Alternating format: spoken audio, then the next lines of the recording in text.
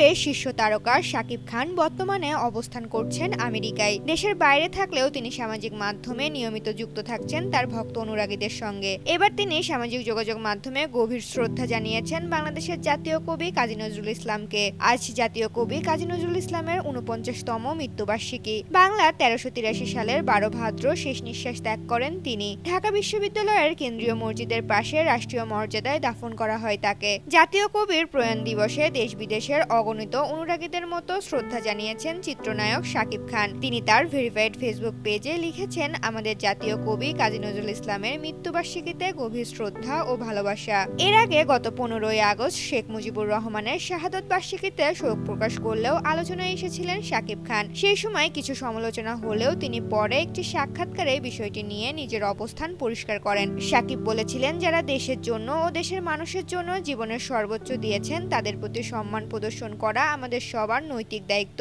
তিনি আরও যোগ করেন, তাদের নিয়ে বিভাজন তৈরি নয়, বরং আমাদের সম্মিলিত একতা ও সংহতি গড়ে তোলা উচিত। মার্কিন মুলুকে নতুন সিনেমার কাজে ব্যস্ত থাকলেও দেশের গুরুত্বপূর্ণ দিবসগুলোতে শাকিব খানের এমন সক্রিয়তা তার ভক্তদের কাছে প্রশংসিত হচ্ছে।